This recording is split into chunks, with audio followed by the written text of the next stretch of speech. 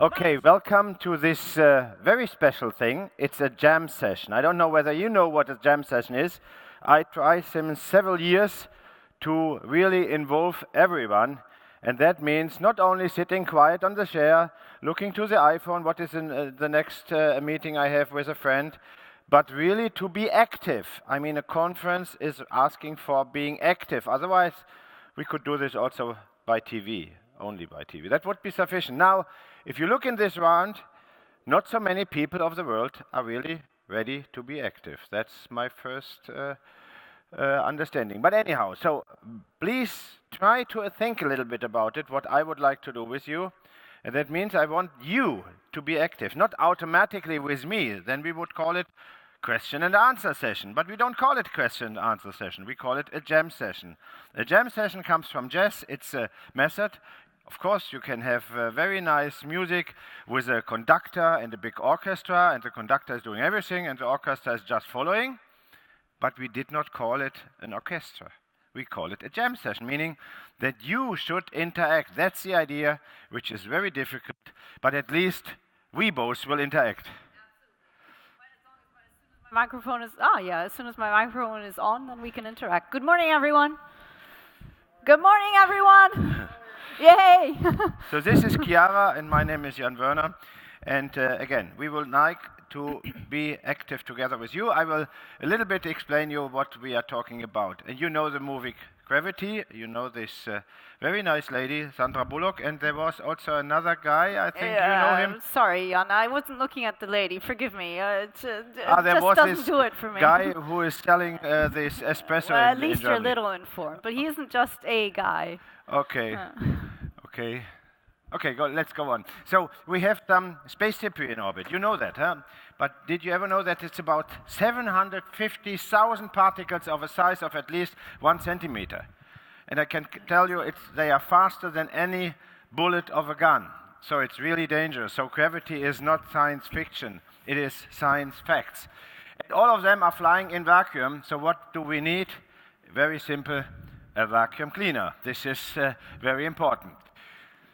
And as I said, it's not only science fiction, it is science fact, because this was a nice picture of Sentinel-1A in 2014, and then? Well, then something happened. A big hole. Well, it wasn't so big, but it was big enough that we had a power shortage. A little, actually very small particle, 1 centimeter in size, Jan, was it? Even smaller. Even smaller? Okay, so even smaller than 1 centimeter actually causes some powder outage on one of our most important Earth observation satellites. And there was another thing, an accident, like on a street. 2 satellites were colliding and producing tens of thousands of additional space debris. Strange enough, it was a Russian and an American satellite.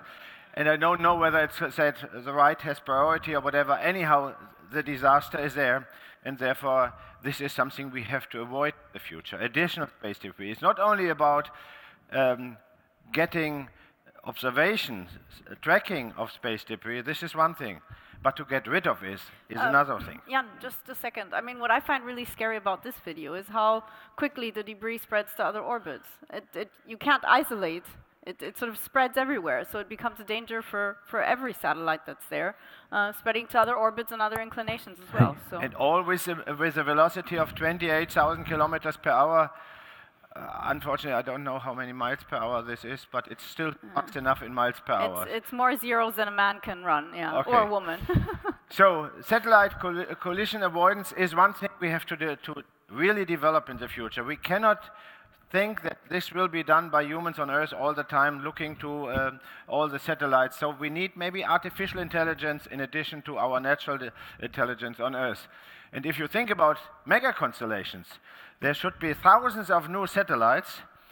And of course, because they should be cheap, maybe the reliability of each satellite is a little bit reduced. At least this is what the manufacturers of mega constellations are saying. And if we have just a reduction of 10%, that would mean that we have, if at thousands of satellites, we have hundreds of satellites not being reliable. So it is a real issue. This is your task. Yeah, so what we did at ESA is we were thinking, okay, we of course want space to be cleaned up. We have a couple of satellites up there which are, well, belong to ESA, so why don't we start with those? We made a list of ESA-owned satellites. From a legal point of view, it's a lot more simple than asking people to go and grab someone else's satellite, which could be a problem.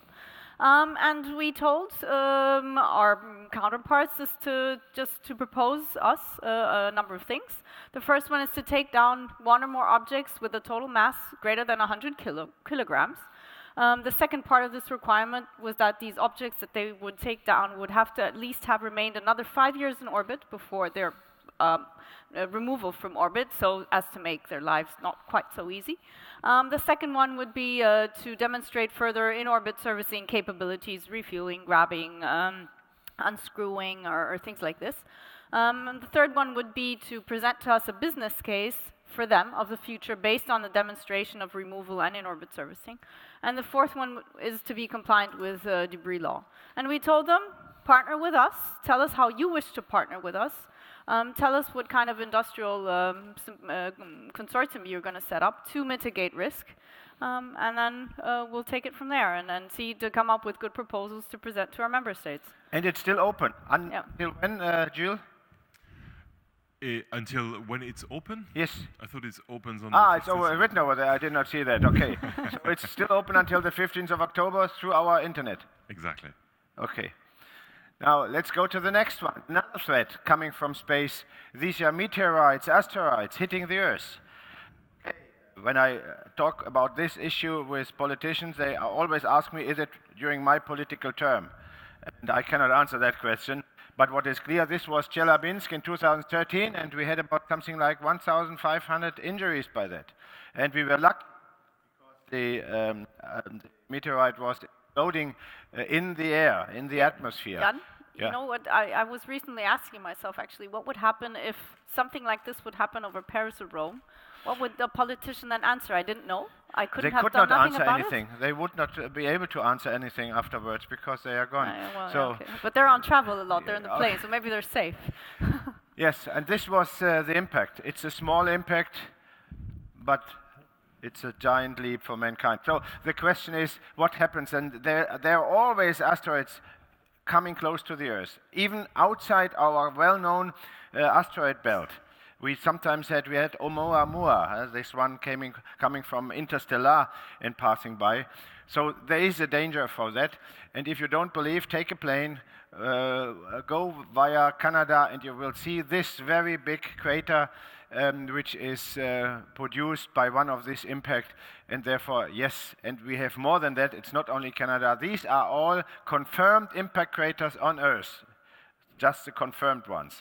And if this happens, we don't know what we can do in the future. So the dinosaurs died out because of that, most probably. And we should better do something that not the humans are dying out. And I can tell you, this is not a solution to go to the moon and stay there and wait until it happens on Earth.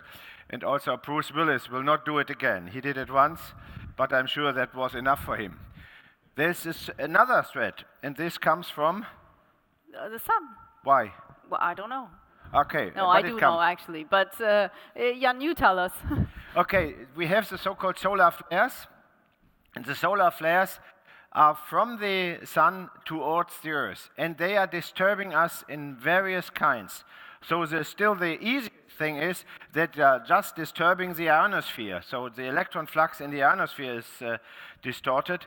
And that means, for instance, that the signals of our satellite navigation satellites will be distorted, will be because the way to come to the surface is changed by that, will change the accuracy of the navigation. But this is only one. So it could have direct damage to spacecraft. It could have influence on the avionics of planes. It could also work on the surface. And again, because it does not happen so frequently, people are not aware of that. That's really a pity for us. This is an artist view, what can happen. But this is from 1859. So it's not that long if you look to the universe and the timing of the universe, this is a rather short period. And in 1859, a strong storm hit the Northern America.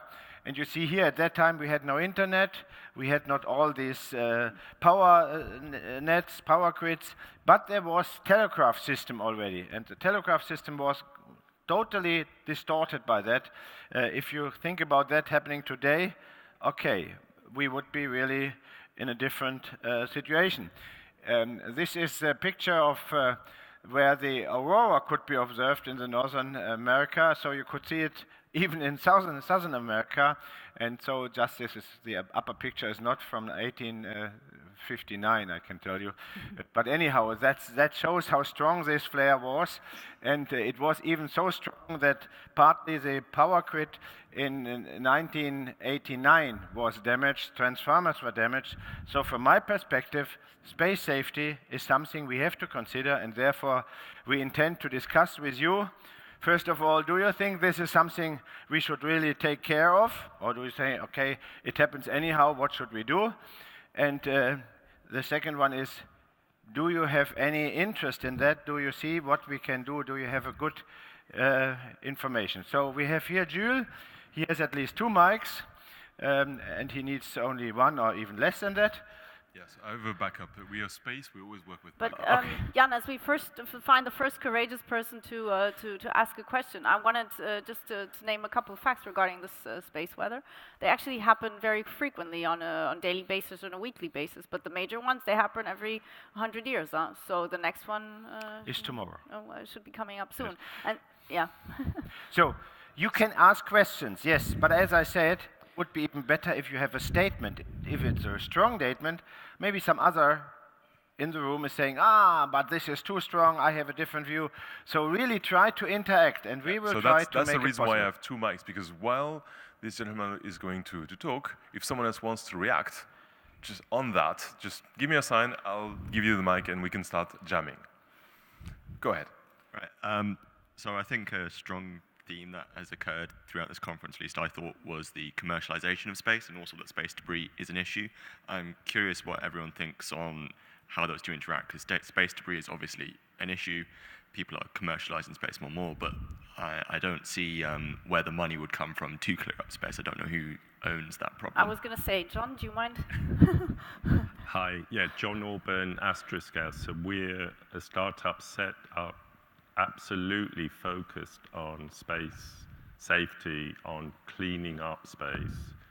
And the most difficult bit is the business case. So the technology I think we have, the policy is absolutely vital. So companies, governments have to be motivated. So we need almost a global motivation to actually do something about this.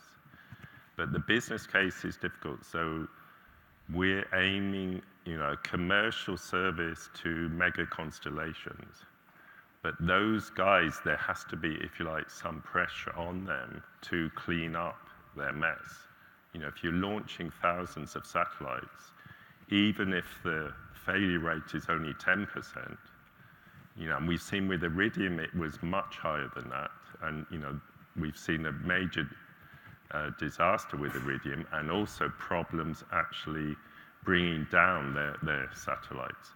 So we really need to think, the policy has to be very strong, it has to be globally impact. I think the agencies, even for the agencies it's difficult because they have to get, say for ESA, they have to get all their member states to fund a new program, and that's always a challenge because you have existing programs, you have money for those, you want something new.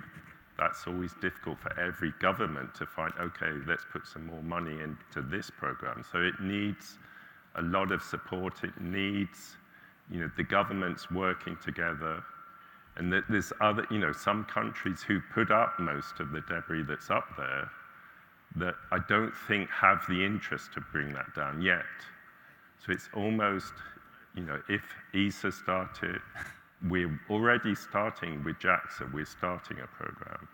So I think, so we need the agencies to push it, but we also need pressure on the commercial operators who could create a much bigger mess with thousands of satellites. Speaking about the... Yeah, maybe here behind there's someone who wants to challenge that.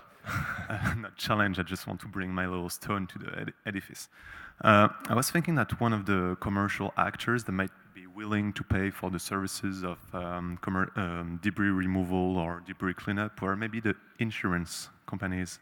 And I was wondering if anybody from the insurance business was in the room today and might have a comment about it, but I think that's one of the main actors that might pay for the services. Is there somebody from insurance or close to insurance? I have insurance. Venture capital. Then you are the right one to answer the question. He's from Germany. Okay. That's the same. Insurance and Germany, that's more or less the same, I can tell you. So, okay, thank you. Yeah, I think also it's a major problem, the funding, because the most companies are not really care about this issue. So I think the ESA and NASA and the other agencies have to make a step forward to boost this business. Yes, that's what we like to do. And just for an explanation, what you said is totally right. When I went the first time to some of the member states and said, we want to make space debris removal, they told me, but it's not our debris. But this debris is endangering, of course, all of us. Yeah. And I make no difference between military and civil satellites. They are endangering each other. The debris is endangering all of them. So it's a public interest, but also a private interest. If you have a private satellite over there, you want to be sure that your private satellite is not endangered by space debris. So there is some public and private interest. My personal opinion is that in the future we have to have rules that during the launch you have to sign up for the removal part. Either you say, my spacecraft has an automatic independent removal capacity, or you have to give some deposit for that the company will do it for you. So there will be a business case, I'm quite sure. I don't know. No, but Jan, one thing that I completely agree with you, but one thing that surprises me is when people say industry isn't interested. I mean, the companies that have satellites up there, for me, this makes absolutely no sense. How can it be that they're not interested in their satellites not incurring into a mission-ending collision? Yeah, because they believe it's not my debris. Okay, it's endangering me, but the debris owner should be responsible. So that's good. It's a very good talk. I think I'm from China. Yeah, I think when we talk about the space safety, the technology may be the second. The decisive factor is we should have real international cooperation. It's most important for us. Yes, I think international collaboration is a must. Yes, I agree. Although I do also realize that it's not quite as easy. Talking about international collaboration in space safety or planetary defense is, I feel, a lot easier. But sorry, Chiara. I think industry is very interested in solving the solution because it's also a business case. We need to keep the orbits clean, and when in the next few years the so-called mega constellation will start to be launched, we need to be aware that they are also going to be, we need to make sure they're also going to be removed, because otherwise we're going to launch one and then it's over. And Matteo, do you think that businesses or industry is just as interested to protect their own satellites from space weather as well? Or is this threat less perceived? That is less perceived, definitely less perceived. And especially, I come from the small satellite business, so we cannot, we don't have space for redundancy like in bigger satellite. But for the kind of space weather threat, I think the best solution would be to keep different layers. So you have even, atmospheric layer with drones or balloons, the Zeppelin, and you have a small satellite, and then you have also bigger satellite and just stationary satellite. They are not in competition. They are all providing a service that can be kept continuous in case of a space weather threat. I'm famous for my stupid ideas. So a question: why not having also a shelter for a satellite in case something is advanced? So we get the information. There is some solar flare coming in the next day, and I have a mechanical shelter for that time, keeping the whole satellite in a cover. I don't know about the technical feasibility of that, but I think we can launch a small satellite in a very small amount of time in order to, let's say, 1 week with the new launchers coming, we can launch maybe... So you say, okay, it should be gone by the solar flare and I have a new one. I think with small satellites we can do that. Satellite business. Of course. So you're basically telling us if your washing machine breaks down, we can sell you a new one. Hey, Diana wants to say something. Yeah. Yeah. There's also A someone small who's in the one. back. A small one. washing machine for Okay. one piece of clothing. Okay. Hi. Thank you for the session. I have a question in regards to the priorities.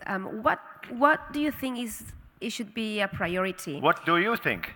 In terms of one of the issues at the moment, I believe, is the lack of accuracy to make decisions because of the catalog that people use to sort of understand where they are positioning the skies.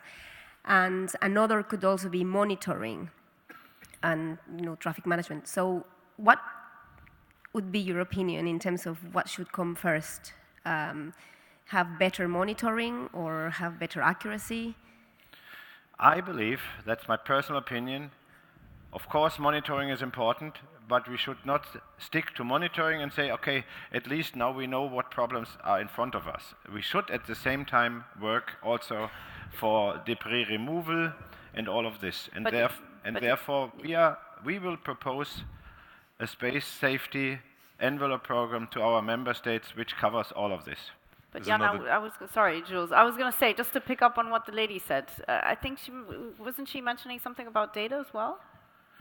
Or was it something there's an opinion about data, which I sort of picked up on you that? did not say about, okay, thank you for that. Personally, I believe there should be no hidden satellite, because you cannot hide a satellite. So why to hide data about where the satellite is? You can, each and everyone with some amount of money can do that. So therefore, it's better to go global, open data at the very... I know that military people don't like what I'm saying, but can a military satellite hide himself, or itself, or herself? I don't know. Not possible. And is it not a danger in both directions? A civil satellite endangering a military one, and a military one endangering a civil one? So it's better to be open. That's all. There's someone else who wants to jam in the front here. Who's been waiting to jam. Who's jamming first? Let's jam here first, then you can have the mic. All right, cool. Thank you. You can interrupt as soon as he starts. So thanks for everyone so far. I think there's a really interesting comments everyone said about the business cases and the pressure from governments to clean up after ourselves, particularly with the mega constellations going forward. But I guess we're all fairly familiar with Kessler syndrome, and we've kind of past the critical point where it's going to get worse, even if we are cleaning up after ourselves. So I was curious, I guess, not just protecting from the solar flares and the debris, but where's the drivers for people to not just clear up after themselves, but to start clearing up what's already there, because it's going to expand and get worse either way at this point. So I have another question. You mentioned just the agreement with the member states. So I think it's the European member states. But what happens if, for example, a company in Europe builds a satellite for Peru, and then these guys send it from, I don't know, China, and the operations are somewhere else? My opinion is that on a global scale, data of the satellites which we have should be public. Not European, not ESA, not national. I don't see any good argument, but maybe some of you have a good argument, why we should not have an open data archive of all the existing space parts, meaning satellites in action, which is about something like 1,500, satellites not any longer working, which is about 3,000, and all other parts like upper stages, etc. Give me one good argument that this should not be public. But who will process this data? Who do you think should present this data? I think if it's open, like every citizen should be able to process the data. Like really, I want to download it, I can make some algorithm and maybe find out how to track the debris and then probably see a trend. You said when you say that, people don't like it. So who are the people who don't like it? Where are they? They don't seem to be in this room. There should be, statistically, there should be a lot of people who don't like that. That's what I always hear. They're all very You quiet. don't like that? You put them on the Okay, spot. take the mic. Well, if you're there, this is the moment to be and say it. Okay, sorry, just a quick thing. I'm absolutely in. We have the person here. The lady first. Sorry. No, equality, then he has first. I don't even see you. She said stop that and go ahead. No, go ahead, please, go ahead. Just about this thing, I'm absolutely supporting this idea. I think this is a very good idea to have all the data public. And I just want to draw the attention to an initiative that was done by Mori Bajaj of the University of Texas just recently. He set up a website that publishes a lot of data, not just from JSPOC, but also from Russian and from amateur astronomers.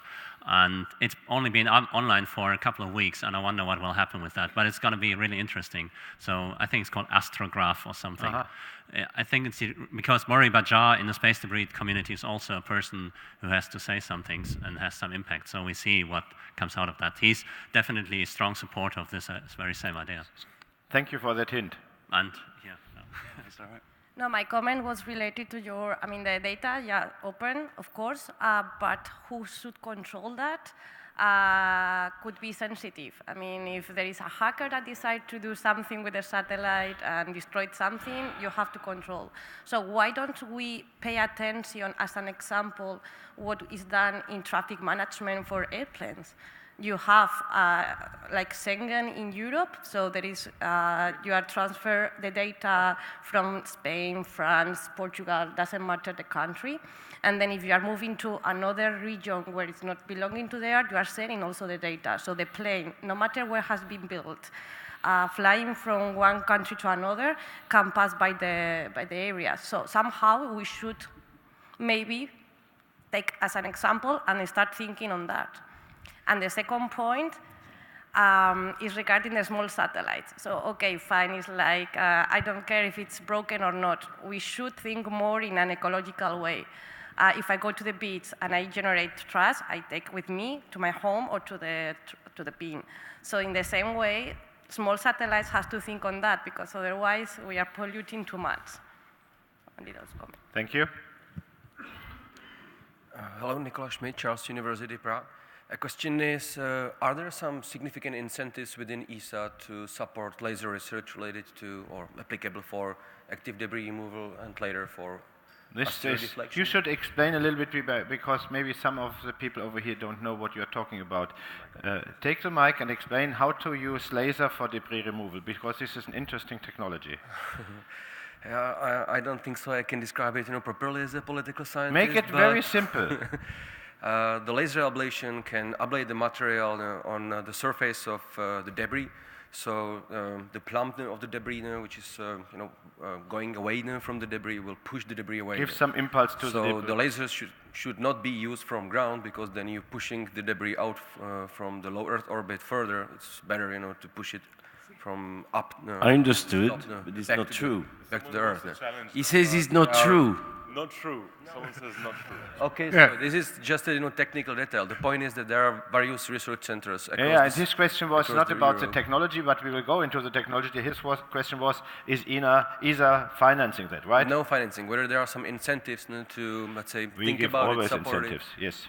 But we can discuss about that, but let's first look to the technical aspect. You wanted to challenge that one. I mean, just one remark. I'm Thomas Schildknecht from Bern, Switzerland. So, I mean, it can be done from ground. The fact that you're pointing up the laser towards a space debris piece doesn't mean that you are going to increase the altitude of the orbit. You can do it from ground. The concern from ground is actually that you need high power lasers. And as we all know, high-power lasers can be used for different purposes, and this is the political challenge to allow us to do that with a high-power laser. So it can be done from ground. And you know, just to tell you, I mean, there is right now ESA studies on the way to look into the details how we can use laser to, first of all, track objects, track space debris, which were not meant to be tracked by lasers, and secondly, how we can use this ablation technique for two purposes. One is actually to remove small-sized debris, but another one, which is as important as the first one, is to nudge debris, to move debris, because we have 99% of the objects out there which we cannot control. We have no handle to prevent collisions. Laser nudging is one technique to prevent collisions just in time. Just be aware of the fact that we are doing a great job with collision avoidance, but this is not going to save the world. Yep. Perhaps before the next speaker talks, I just wanted to mention the fact that we do believe that this is something we should be investing in. It's going to be part of the proposal for space safety. We actually also believe that lasers are seeing a huge development increase outside of the space sector, and that would also allow us to do some spinning. Mr. The nice guy from Switzerland. Thomas from the University of Bern. Thomas from, you can also help us gain support for increasing that. And he should not be afraid developing technology which can be misused. This is, for instance, when we are talking about robots to grab a satellite and deorbit it, I get immediately the reaction, oh, somebody can use it to grab another satellite. You don't need a robot for that. You just, I'm a concrete engineer, you just take a block of concrete and send it, and it will do all the job very nicely, no problem. One point I didn't hear during the presentation or in this panel yet was the blockchain technology. It was mentioned yesterday at a workshop, and I was wondering what was your opinion about the use of the blockchain technology for the tracking and removing of orbital debris. Blockchain technology is for sure not a method to deorbit, but it is a good method together with artificial intelligence in order to make, for instance, the collision avoidance more secured and all of this. So for me, this is an instrument in the field of IT, which of course will be used also in space. We are having a digital agenda in ESA where we try to put all of this into one aspect also for our ministerial next year. So cybersecurity, blockchain, artificial intelligence, whatever, machine learning, you can put all of this together in one box. Yes, we need it. Okay, one thing, I definitely support what Thomas Schildknecht and others said here, that laser debris removal is quite interesting technology for the small particles, because that's basically the only way you can do it with the small particles. I mean, you can't go with another satellite and grab all the small objects there. That's the only solution that we have. Our institute is doing a lot of research in that area, and I can say there's a lot of technical issues that it's not you just throw a lot of money there and then you have it. It's still a lot of technical issues that we got to see if we can even solve them, but we're working on that. But actually what I wanted to say is also I wouldn't discard the monitoring so much. I mean, the monitoring itself is very valuable in many respects, also independent from the removal, because currently what we see is that there's a lot of evasive maneuvers, and satellite operators have to spend a lot of fuel and time and energy on this.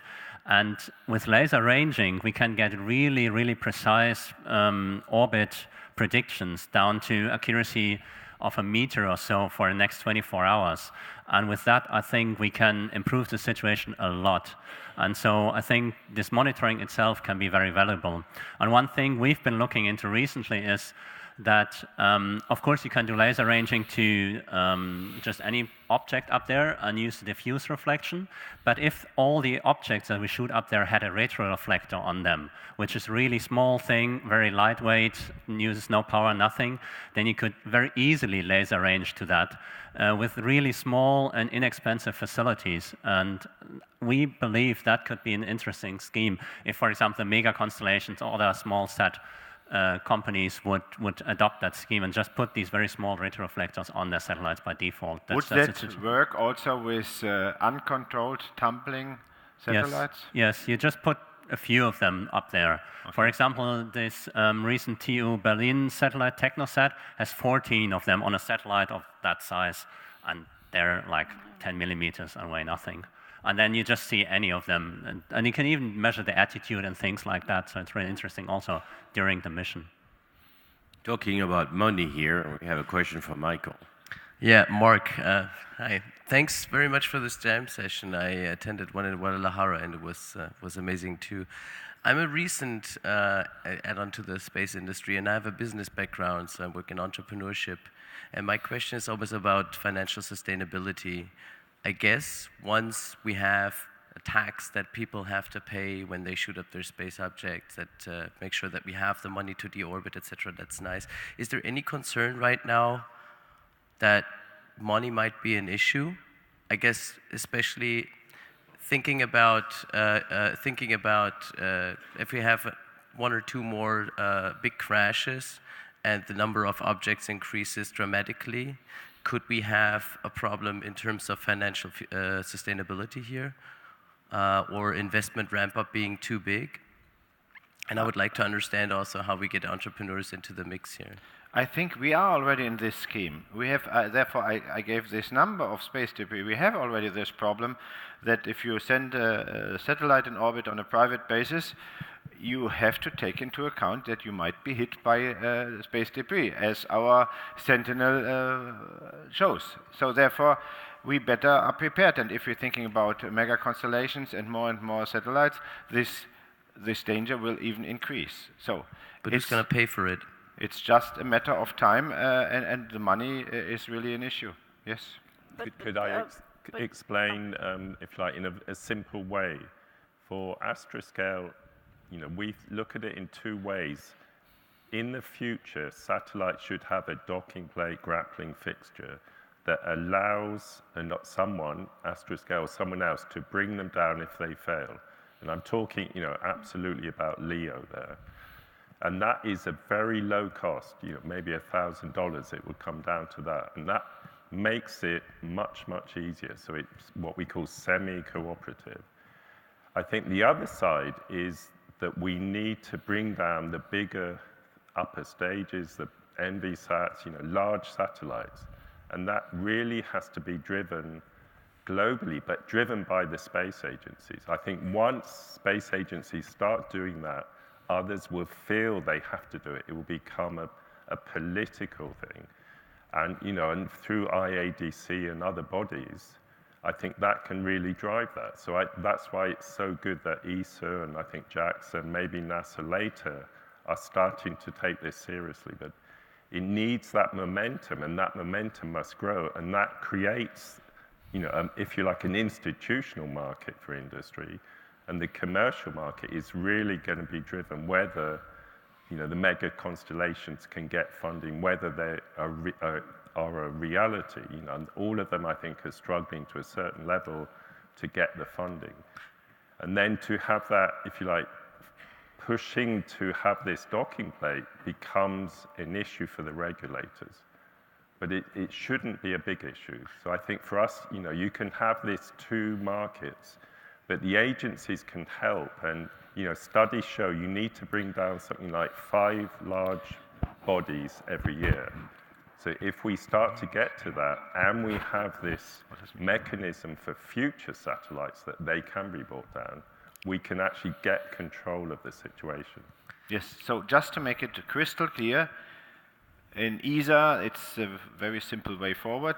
The ESA Director General has to propose to its members, to the member states of ESA, what he believes is the right thing to be done in the future. And we are in preparation of the proposals for next year's ministerial, where the ministers of all member states of ESA come together.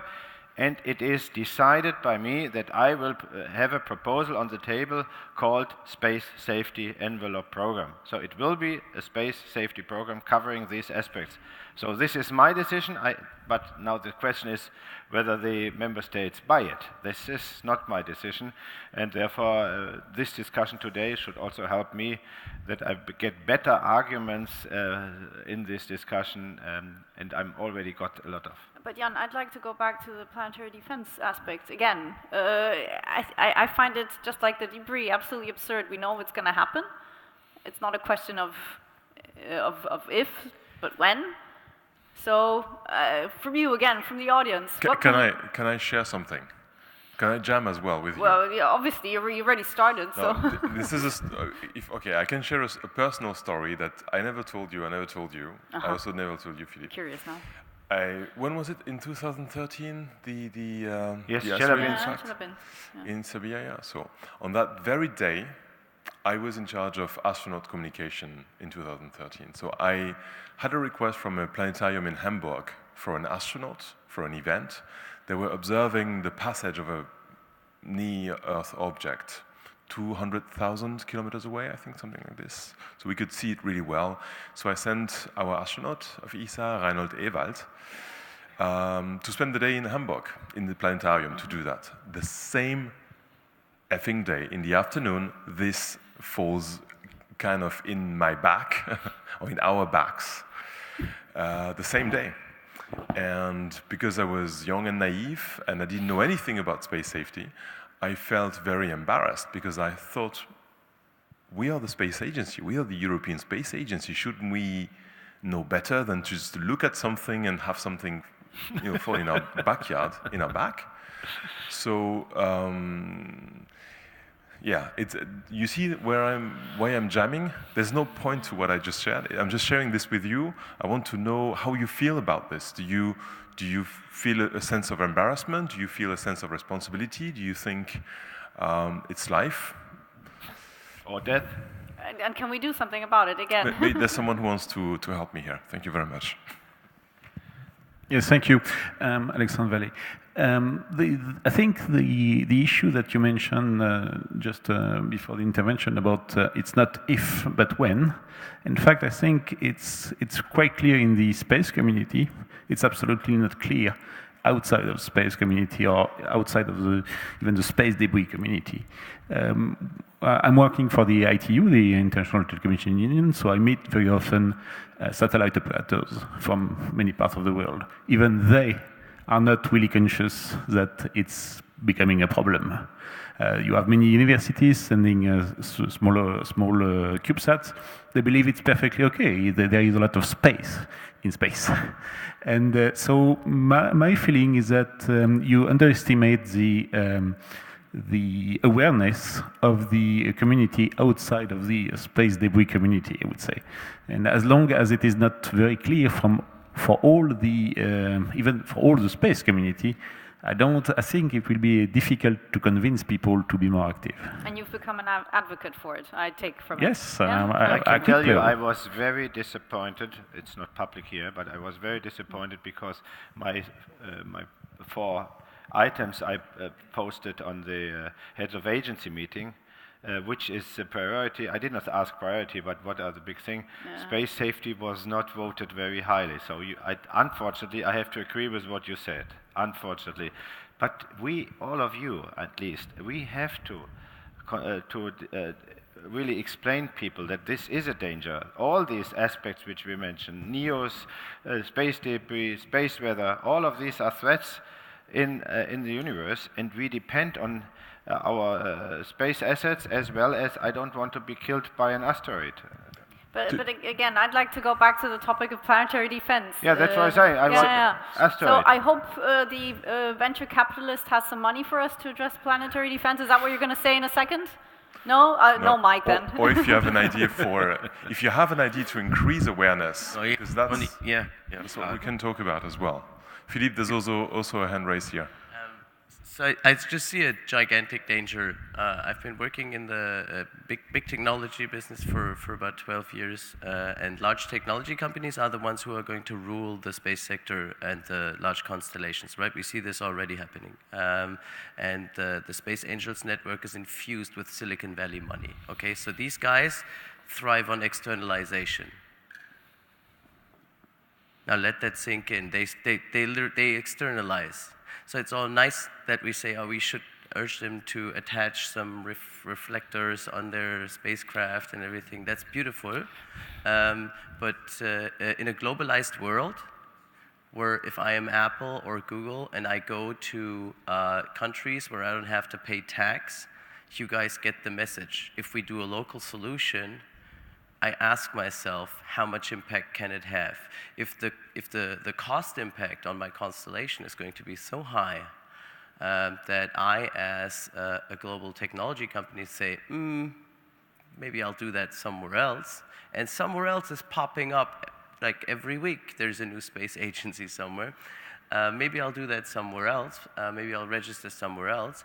Then the question is, how much impact can we have on a local basis? And I know that ESA has a lot of impact and a lot of reach, and that is all very beautiful. What I ask myself is, again, how can we do something against this externalization? How can we, I don't know, maybe through getting the public involved even. Yeah. Do you also have something to say about planetary defense? Sorry, I'm just going to go back to the we topic until we talk about planetary defense. We have about 12 minutes, and really I would like also to use your brains a little bit for the question of asteroid impacts. It's fine what you said, and it's of course noted, but what about asteroid impact, about NEOs and all of this story? Do you have any idea about that, how to tackle it, or do you think it's not worthwhile because it will not happen tomorrow, only the day after? So average life is how many years? 1st of April. Depends for ladies is more. So maybe we don't. Maybe they don't want to do anything about it. No, maybe. No? Well, I'll jam a little bit on that then. If this is something that could happen, it's our responsibility to test the technology.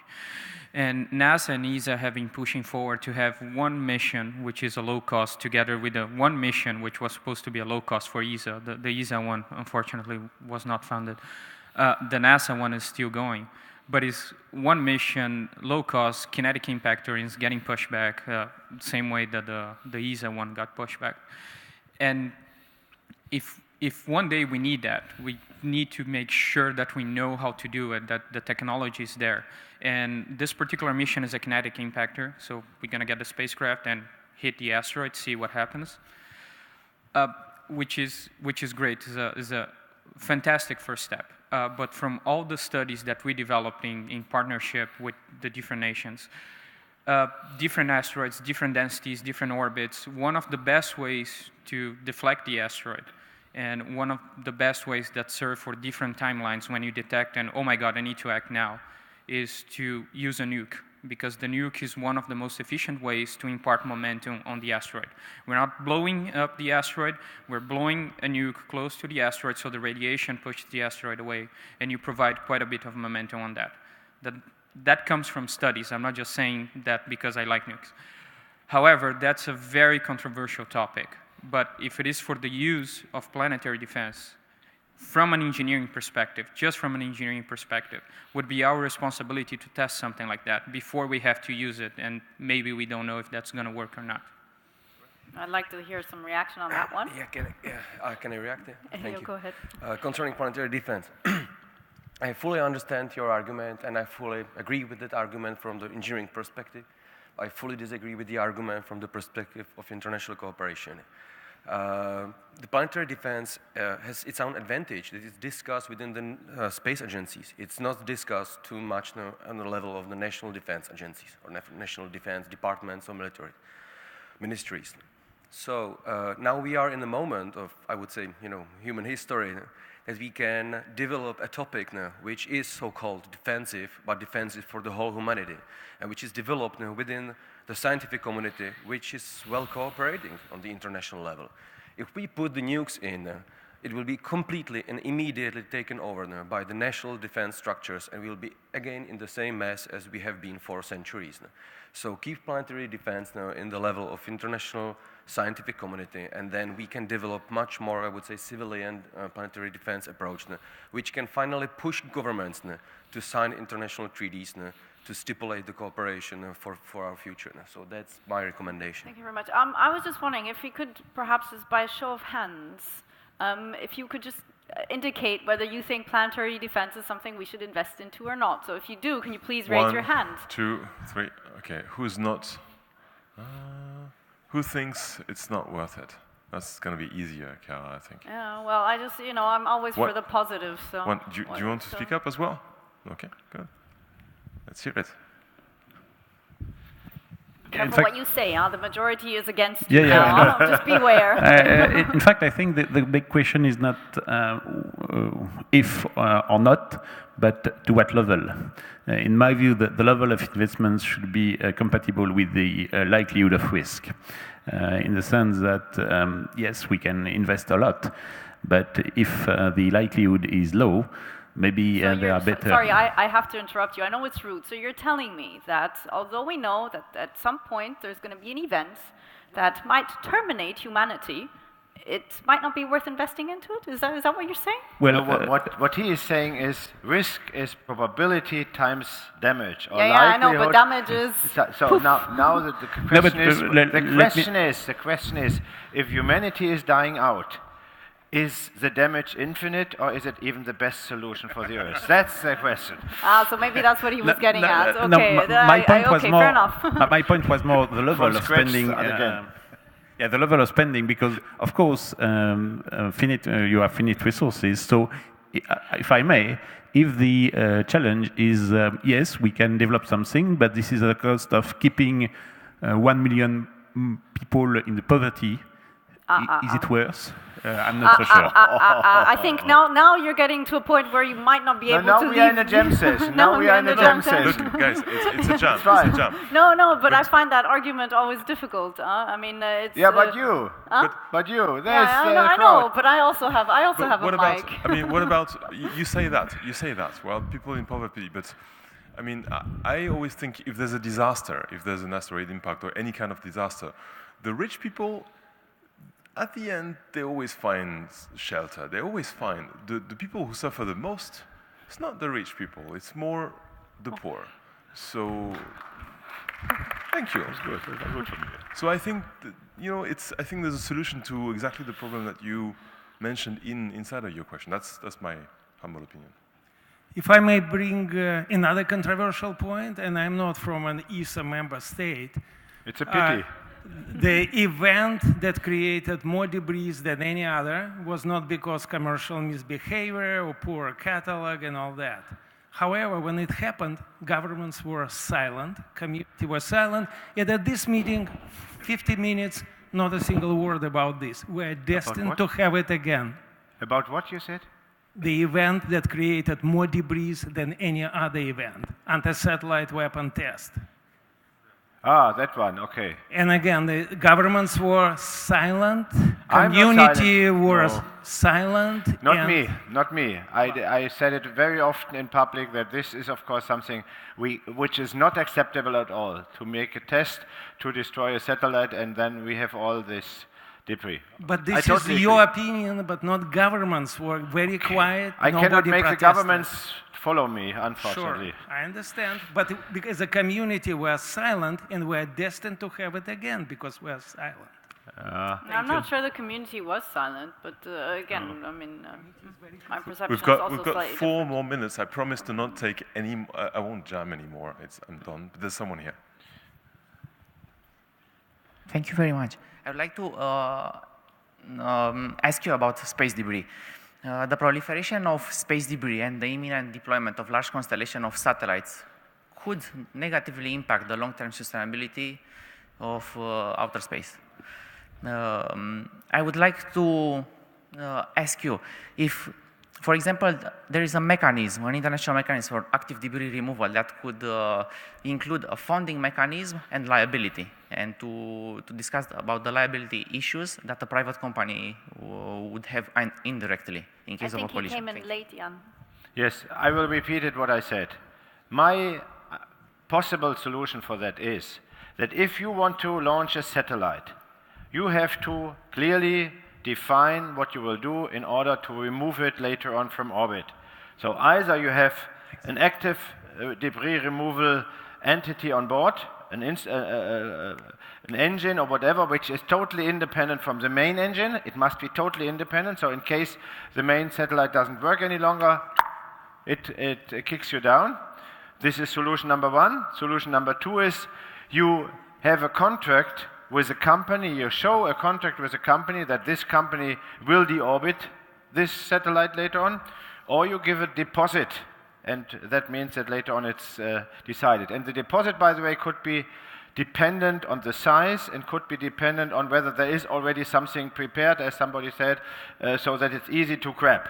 So this would be a solution. For me, the active removal, the automatic active removal would be the gold standard. This is what I said earlier already, but this is regulation and it has to be done. That's my personal opinion, but we only can communicate it. We have another 2 minutes. Jules. Do you have any more jamming partners? Here, there's someone who's... No? Here. Solar flare was not mentioned. So yeah, exactly. So that's what my question about solar flares. Good. About the space weather, do we know already, for example, with some accuracy, the recurrence of event? Because you mentioned the one in... No. But do we know the recurrence of typhoons, of earthquakes, of volcano eruptions? No. But what are we doing? We're observing and make hopefully a forecast or a pre-warning. Yep. And this is what we can do also with solar eruptions, meaning if we are at the right points in orbit or in the universe, L1 is a nice place and L5 is a nice place. If we are over there, having a look towards the sun, towards the earth, and observe if some flares come out, then we can have a pre-warning. We cannot stop the sun from, and we hopefully do not stop the sun from having solar flares, because that would mean end of the sun. But this is something we are thinking also within this space program. Yeah, absolutely, Jan.